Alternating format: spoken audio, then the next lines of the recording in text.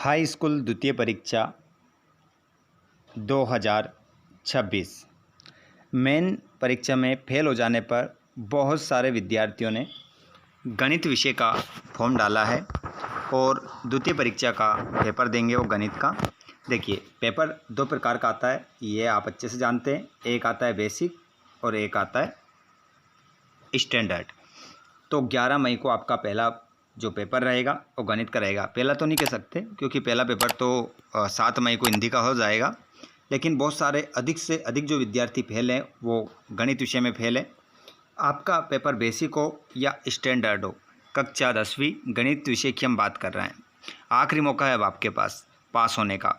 चलिए, तो यहाँ पर बेसिक और स्टैंडर्ड दो ही प्रकार का गणित का सॉल्यूशन हम आपको करवाएंगे यहाँ पर। तो जो विद्यार्थी चैनल पर पहली बार आए हैं, चैनल को सब्सक्राइब जरूर कर लीजिएगा ताकि आपको आने वाले सभी वीडियोस का नोटिफिकेशन मिल सके। साथ ही साथ मैं आपको ये भी बता देता हूँ, ऐसे विद्यार्थी जिन्होंने गणित के अलावा और भी विषय के फॉर्म डाले हैं वो कमेंट बॉक्स में बता दीजिएगा कि गणित के अलावा हम आपको कौन से विषय की तैयारी करवाएं। चलिए, तो स्टार्ट करते हैं हम पहले प्रश्न से। प्रश्न नंबर पहला स्क्रीन पर देखिएगा। सही विकल्प का चयन करके लिखिए।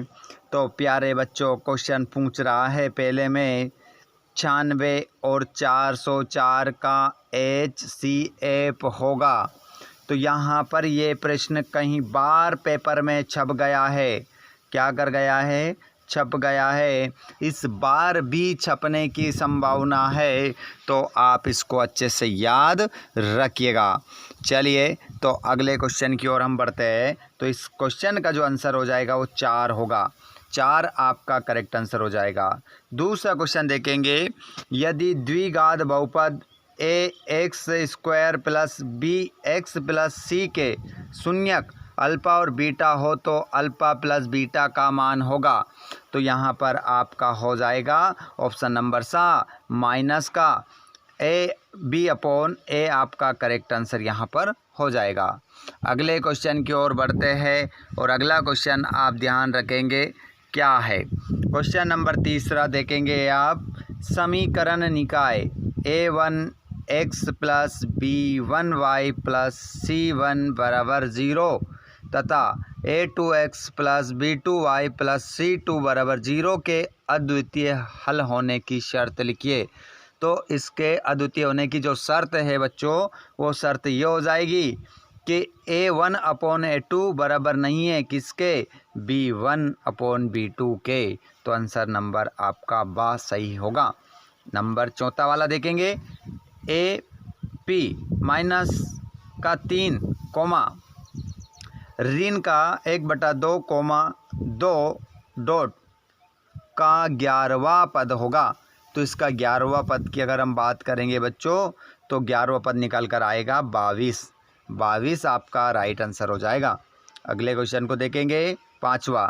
द्विघात समीकरण x² प्लस 4x प्लस 4 बराबर 0 के विविक्तिकर का मान होगा।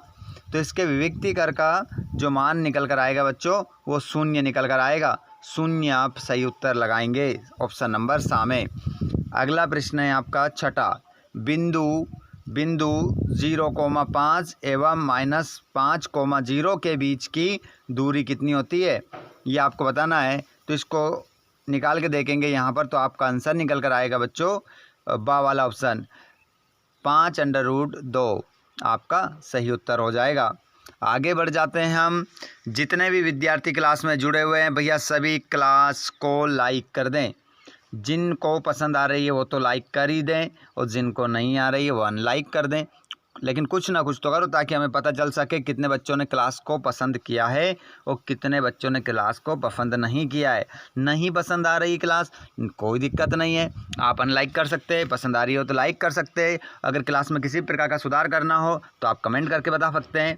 हर एक सुविधा आपके पास है, ठीक है, कर सकते हैं। और अगर आप चाहते हैं कि आने वाले सर के दूसरे वीडियो भी हमें प्राप्त करना है, तो आप चैनल को सब्सक्राइब करें और घंटी की बटन को ऑल पर करें, जिससे आपको आपकी परीक्षा का पेपर प्राप्त हो जाए सॉल्यूशन के साथ।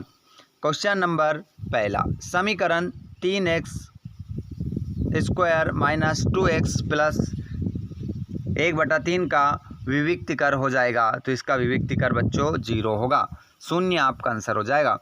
दूसरा क्वेश्चन देखेंगे, एक समांतर श्रेणी का प्रथम पद a तथा सर्वांतर d हो तो उसका nवां पद होगा। तो उसका nवां पद जो हो जाएगा बच्चों हो जाएगा a प्लस कोष्टक में n-1 कोष्टक बंद d। ये आपका खालिस्तान में आंसर हो जाएगा। सभी त्रिभुज होते हैं तो सभी त्रिभुज समबाहु होते हैं, खालिस्तान में आप लिखेंगे समबाहु। एक वृत्त की समांतर स्पर्श रेखाएं हो सकती है तो एक वृत्त की समांतर स्पर्श रेखाएं हो सकती है तो बच्चों कितनी हो सकती है? 2 आपका उत्तर होगा। कौन थीटा वाले त्रिज्यखंड के क्षेत्रफल का सूत्र Q/360 गुणित पाई r स्क्वायर आपका आंसर हो जाएगा। इस प्रकार आप आंसर लगा लेंगे। और अगला क्वेश्चन है, किसी घटना की सभी संभव प्रायिकता का योग होता है सदैव कितना होता है बच्चों? 1 आपका उत्तर होगा, 1 ही आपका उत्तर रहेगा। फत्य अफत्य लिखिए।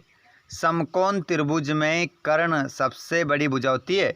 समकोण त्रिभुज में कर्ण सबसे बड़ी भुजा होती है तो यहाँ पर इसका आंसर आपका सत्य हो जाएगा। पहले क्वेश्चन का आंसर आप सत्य लगाएंगे। दूसरा क्वेश्चन, किसी बाह्य बिंदु से वृत्त पर खींची गई स्पर्श रेखा बराबर होती है तो इसका आंसर आपका सत्य हो जाएगा। अगले क्वेश्चन को देखेंगे, रूट के अंदर 2 है, एक परिमेय संख्या है तो इसका आंसर आप असत्य होगा क्योंकि ये रूट के अंदर 2 एक परिमेय संख्या नहीं है। कैसी संख्या है? अपरिमेय संख्या है ना, और ये कह रहा है परिमेय है तो असत्य। स्पर्श रेखा ही छेदक रेखा है, स्पर्श रेखा ही छेदक रेखा है तो असत्य हो जाएगा, ये भी नहीं होती है। आगे देखते हैं, बिंदु 4,0 एवं 0,3 के बीच की दूरी 5 इकाई होती है तो इसका आंसर आपका सत्य हो जाएगा। वृत्त का क्षेत्रफल पाई r स्क्वायर होता है तो इसका आंसर भी आपका क्या होगा? सत्य होगा। आगे चलते हैं बच्चों और यहाँ पर मिलाएंगे अब हम जोड़ी मिलाएंगे। सभी हमारे 10th वाले बच्चों का स्वागत है। आप सभी के कमेंट में देख रहा हूँ, आप सभी क्लास में जुड़े हुए हैं और जो भाई बहन हमारे क्लास में नहीं जुड़ पाए हैं उनको आप एक बार क्लास को शेयर कर दें, एक बार क्लास को शेयर कर दें और हो जाना चाहिए, जल्दी से कोई भी कर दो। चलिए प्रश्न नंबर हम 4th वाला देख लेते हैं। यहाँ पर प्रश्न नंबर 4, सही जोड़ी बनाना है। सही जोड़ी बनाएंगे भैया तो यहाँ पर देखेंगे हम सेक टीटा को आप मिलाएंगे 1/cos टीटा और tan टीटा को आप मिलाएंगे बच्चों sin टीटा बटा cos टीटा और 9 sec square theta minus 9 tan square theta. तो इसका मान जो निकल कर आएगा वो 9 निकल कर आ जाएगा बच्चों, 9 आपका आंसर हो जाएगा। इसमें 2 मिल गई हमारी, 3 मिला दी हमने। अब हम देखते हैं 4, मूल बिंदु से x गुणित y के बीच की दूरी तो इसका आंसर हो जाएगा √x² प्लस y²। ठीक है, यह आपका आंसर हो जाएगा। 5वां देखिए,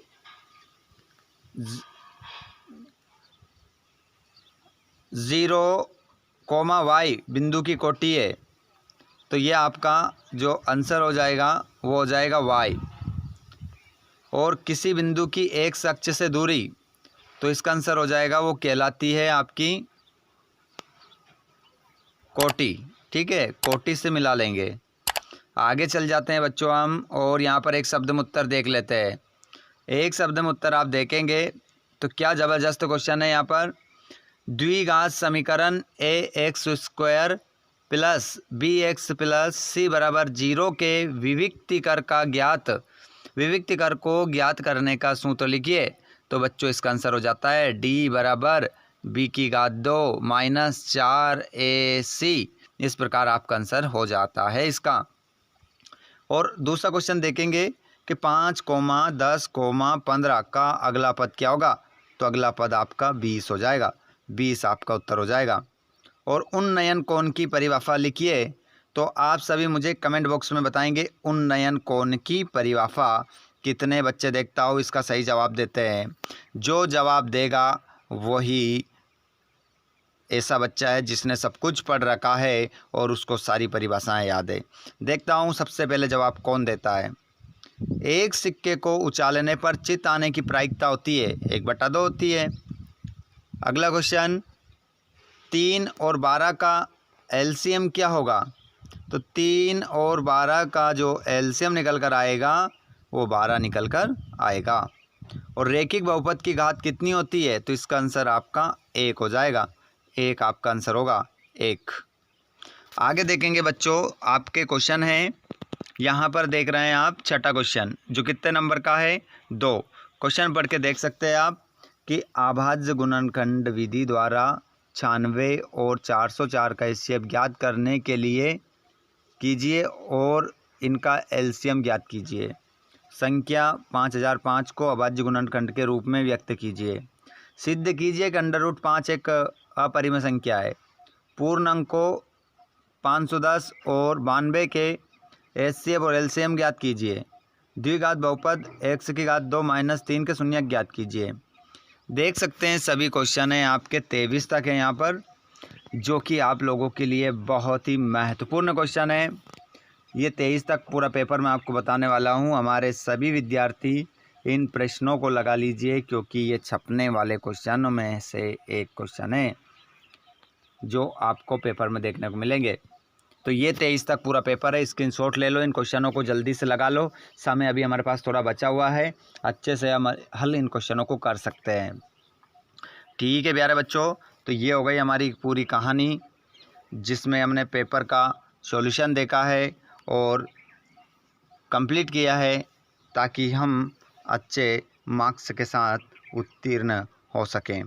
क्लास पसंद आई हो तो लाइक करिएगा और क्लास आप चाहें कि अपने दोस्तों को भी हम शेयर करें तो बिल्कुल भेज सकते हैं आप।